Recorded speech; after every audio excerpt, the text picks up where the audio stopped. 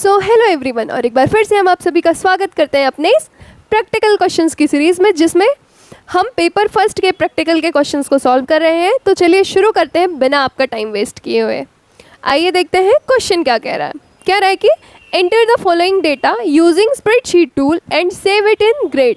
हमें क्या कह रहा है कि ये जो आपको डेटा गिवन है यहाँ पर, इसको जो है आपको स्प्रेडशीट में सेव करना है। Okay, let's move to the S calc, यानी हम इसको सेव करने वाले हैं लिब्रे ऑफिस कैल्क के अंदर। तो देखते हैं, हमने इसको पहले से ही टाइम ना वेस्ट करने के लिए पहले से ही इसको जो है बना लिया है ताकि कोई प्रॉब्लम ना हो। चलिए इसको सेव करना है। आप फाइल मेन्यू में जाइए, सेव ऑप्शन में जाकर सेव कर सकते हैं। आप शॉर्टकट की का यूज़ कर सकते हैं, Ctrl+S। ओके, देन आपने क्लिक किया, फिर आपको फाइल नेम आएगा, वहाँ पर जाके फाइल नेम एंटर कर दीजिए, देन यहाँ पर जाकर के सेव कर दीजिए। और एक चीज़ ये भी ध्यान रखिएगा, जो लिब्रे ऑफिस कैल्क है, ओके, ध्यान दीजिएगा इस पॉइंट पे बहुत ज़्यादा। जो लिब्रे ऑफिस कैल्क है उसका जो फाइल एक्सटेंशन नेम है वो है ODF।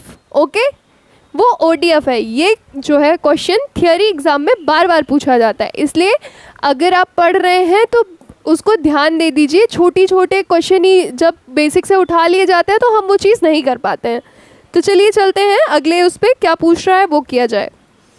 ठीक है, कह रहा है कि compute the total marks and percentage of each student bye entering appropriate formula. हमें क्या करना है, टोटल मार्क्स और परसेंटेज निकालना है ईच स्टूडेंट, यानी हर स्टूडेंट का जितने स्टूडेंट्स का डेटा यहाँ पर दिया गया है उतने लोगों का। ओके, चलिए डॉक्यूमेंट में चलते हैं। सबसे पहले हम निकालेंगे टोटल नंबर ऑफ स्टूडेंट। चलिए मैं इसका फॉर्मूला आपको बता देती हूँ, यहाँ ऑलरेडी कैलकुलेट कर दिया था। Okay, let's enter it. आपका जो फॉर्मूला है वो है इक्वल टू, देन आप टाइप करेंगे सम, फिर ब्रैकेट एंटर करेंगे। आप करेंगे सेल को सिलेक्ट जिसका सम करना है और कर देंगे ब्रैकेट को क्लोज, फिर एंटर प्रेस कर देंगे तो आपका जो है टोटल नंबर यानी सम हो जाएगा, टोटल नंबर ऑफ मार्क्स आ जाएंगे। अब हमें निकालना है परसेंटेज। ठीक है, यहाँ पर भी हम क्या करेंगे, इक्वल टू टाइप करेंगे, उसके बाद जो है ब्रैकेट एंटर करेंगे, obtained mark into 100 upon total marks. Okay, obtained mark क्या है हमारा 230। तो यहाँ पर सेल को सेलेक्ट करके मल्टीप्लाई 100 एंड देन कर देंगे ब्रैकेट को क्लोज, फिर उसके बाद अपॉन कर देंगे 300। 3 टोटल मार्क्स जो है वो 300 एंटर करेंगे, परसेंटेज आ गया। फिर यहाँ पर क्लिक करेंगे, फिर ले जा कर के आप माउस के पॉइंटर को ड्रैग कर देंगे तो सारा आ जाएगा। अब क्या करना है, क्वेश्चन में चलते हैं। कह रहा है कि compute the grades based on the following criteria. Okay, कह रहा है कि आपको जो है ग्रेड निकालना है और आपको क्राइटेरिया गिवन है, और आपका क्राइटेरिया क्या है उसको ध्यान से देखिएगा।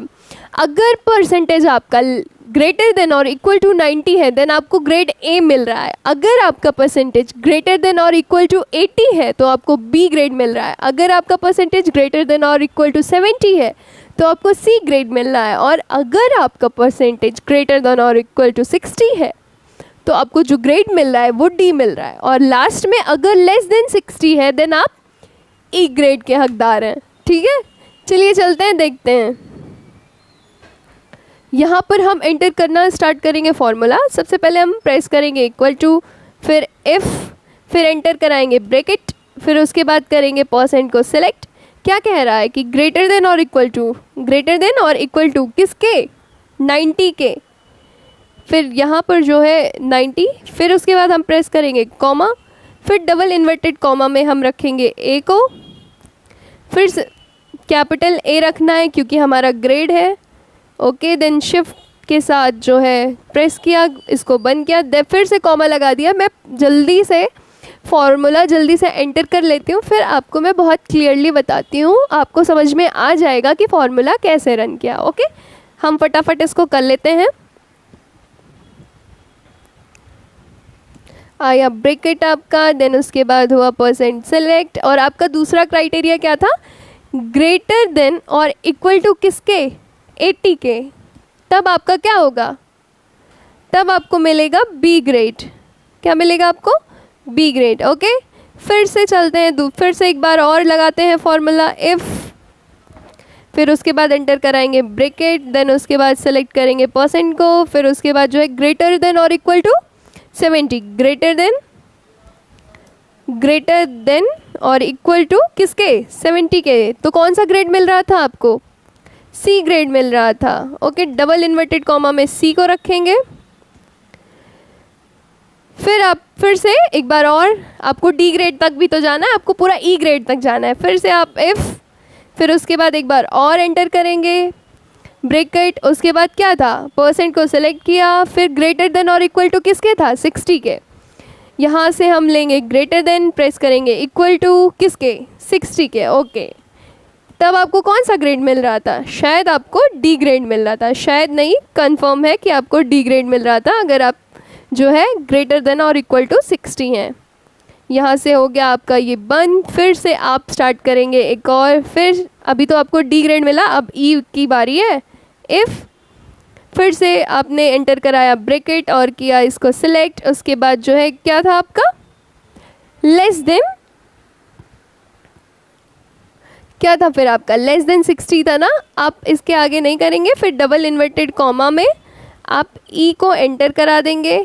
फिर जितना ब्रैकेट आपने ओपन किया है आपको उतना ब्रैकेट क्लोज करना है। चलिए देखते हैं, 1 2 3 एंड 4, आपने 4 ब्रैकेट ओपन किया था, आपने 4 ब्रैकेट जो है बंद कर दिया। आप प्रेस कर देंगे एंटर, तो जैसा कि आप देख सकते हैं सी ग्रेड इनका आ गया है। अब एक बार हम फॉर्मूला आपको फिर से समझाते हैं। इज इक्वल टू इफ़ यानी कंडीशन है ना, इसलिए इफ़ आपका जो परसेंटेज है वो ग्रेटर देन और इक्वल टू 90 है तो आपको ए ग्रेड मिल रहा है। ओके, पहले आपने कैसे एंटर किया है ध्यान दीजिएगा, इक्वल टू है, फिर इफ़ लगाया है, आपने ब्रैकेट एंटर कराया है, फिर उसके बाद परसेंट को सेलेक्ट करके ग्रेटर देन और इक्वल टू 90, फिर उसको डबल इन्वर्टेड कॉमा में ए को रखा है, फिर सेम कंडीशन आपने 80% के साथ करी यानी बी ग्रेड के लिए, सेम कंडीशन आपने सी ग्रेड के लिए भी करी और डी और ई के लिए। देन आपने प्रेस कर दिया एंटर, ब्रैकेट क्लोज करके आपको सी ग्रेड मिल गया है। ठीक है, फिर आप इधर ले आके ड्रैग कर दीजिए, सबका ग्रेड निकल के आ गया है। चलिए, तो इतना हमारा हो गया है। अब आगे देखते हैं क्या क्वेश्चन कह रहा है हमसे। आपका जो क्वेश्चन कह रहा है वो कह रहा है कि draw border around the worksheet, आपको वर्कशीट के अराउंड बॉर्डर ड्रॉ करना है। तो चलिए देखते हैं। और आइए डॉक्यूमेंट में यहाँ पर आप देख रहे हैं कि हमने पहले से बॉर्डर लगाया है, तो हमें जो है इस बॉर्डर को हटाना पड़ेगा ताकि आपको क्लियरली शो हो कि बॉर्डर लग रहा है। ओके, चलिए करते हैं डेटा को select. Okay, let's select it. हो गया डेटा सेलेक्ट, और यहाँ पर जाएंगे आप बॉर्डर में, यहाँ से जा कर के कर देंगे आप नो बॉर्डर। ओके, अब बॉर्डर हट गया है तो फिर से हम जाएंगे यहाँ पर बॉर्डर लगाएंगे। तो चलिए लगाते हैं, ये रहा outline, outer border only, outer border only, और ये लग गया आपका बॉर्डर। ओके, अगले क्वेश्चन पे चलते हैं। Change the font size of heading to 14 points and underline it and hide column C. ठीक है, क्या करना है, इसका फॉन्ट साइज 14 पॉइंट करना है। तो सेलेक्ट कर लीजिए, हो गया। यहाँ पर आइए, 14 ये रहा, हो गया। ठीक है, अब फिर से इसको सेलेक्ट करके इसको अंडरलाइन करना है ना। ओके, सेलेक्ट कीजिए, फिर यहाँ पर आपके पास ऑप्शन है यू, कर दिया अंडरलाइन। ठीक है, हमने इसमें क्या किया, हमने फॉन्ट साइज को चेंज कर लिया, हेडिंग को 14 पॉइंट्स तक कर लिया, अब अंडरलाइन भी कर लिया। अब हमें कॉलम सी को क्या करना है, हाइड करना है। तो चलिए चलते हैं, ये रहा आपका कॉलम सी और इसे कर लेंगे आप सेलेक्ट। ओके, सेलेक्ट कर लीजिए फटाक से, और फिर यहाँ पर करेंगे आप राइट क्लिक, फिर यहाँ पर आपके पास ऑप्शन आ रहा है हाइड कॉलम्स का, इस पर आप कर देंगे क्लिक और आपका कॉलम सी हाइड हो गया है। चलिए इसको हम वापस ले आ लेते हैं, आ गया आपका कॉलम सी। अब चलिए चलते हैं अगले क्वेश्चन पे। Increase the width of column A to 15 characters, हमें कॉलम का जो है वो विड्थ बढ़ाना है। ठीक है, चलिए देखते हैं, ये रहा कॉलम ए। अब यहाँ पर ऐसा जो माउस का पॉइंटर इस तरीके का बन के आएगा, जब आप इसको ड्रैग करेंगे, रुकिए, आप जब आप ड्रैग करेंगे तो इसकी विड्थ जो है वो बढ़ती जाएगी। ओके, कुछ इस तरीके का पॉइंटर बन के आएगा। आपका जो क्वेश्चन था वो कह रहा है कि आपको अलाइन करना है, उसमें राइट अलाइन करने की बात की गई थी, लेकिन हम आपको पूरा अलाइनमेंट समझा देंगे, ठीक है। अगर आपको किसी भी डेटा को अलाइन करना है तो सबसे पहले आप क्या करेंगे, उस डेटा को जैसे इसको आपने सेलेक्ट कर लिया, यहाँ पर जाएंगे, क्या शो कर रहा है, अलाइन लेफ्ट। अगर आप इस पर क्लिक करेंगे तो वो डेटा लेफ्ट साइड अलाइन हो जाएगा। अगर यहाँ पर आप अलाइन सेंटर है, यहाँ पर क्लिक करेंगे तो आप वो सेंटर में अलाइनमेंट हो जाएगी। और अगर ये है अलाइन राइट, इट्स राइट, तो वो राइट साइड अलाइन हो जाएगा। और आज की वीडियो में बस इतना ही। Thank you very much, bye bye, have a nice day.